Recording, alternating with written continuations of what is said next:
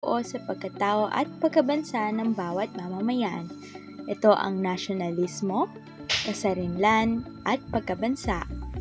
Kung nais mong maunawaan kung bakit mahalaga ang pagmamahal sa bayan, kung ano ang ibig sabihin ng pagiging malaya, at kung paano tayo naging isang bansa, panatilihin ang panonood.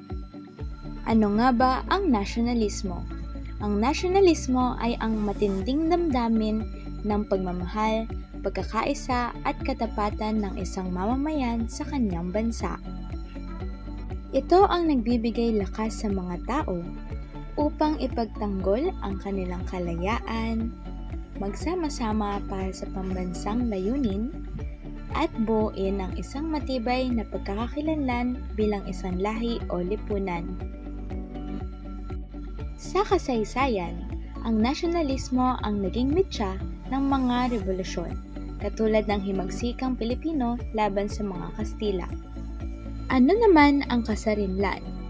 Ang kasarinlan o independensya ay ang karapatan at kakayahan ng isang bansa o estado na pamahalaan ang sarili.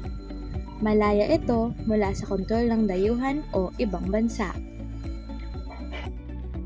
Halimbawa, noong Hunyo 12, 1898, idineklara ang kasarinlan ng Pilipinas mula sa Espanya, isang mahalagang hakbang tungo sa pagiging isang ganap na bansa. Ang kasarinlan ay hindi kalayaan lamang. Ang kasarinlan ay may kasamang responsibilidad. Dito pumapasok ang kakayahang bumuo ng batas, mamuno at magdesisyon para sa kapakanan ng sambayanan. Ano naman ang pagkabansa? Ang pagkabansa ay tumutukoy sa pagkakaroon ng pagkakakilanlan bilang isang organisadong lipunan na may iisang kultura, wika, kasaysayan at pamahalaan. Ang mga elemento ng isang bansa ay teritoryo, populasyon, pamahalaan, soberanya, at pagkakakilanlan bilang iisang bayan. Ang pagkabansa ay bunga ng nasyonalismo at kasarinlan. Ito ang dahilan kung bakit sinasabi nating ako ay Pilipino, bahagi ako ng sambayanang may dangal at may layunin. Dumako naman tayo sa munting tanungan sa ating isinagawang talakayan. Sagutin mo ito. Paano mo ipinapakita ang nasyonalismo sa iyong araw-araw na buhay bilang isang kabataang Pilipino?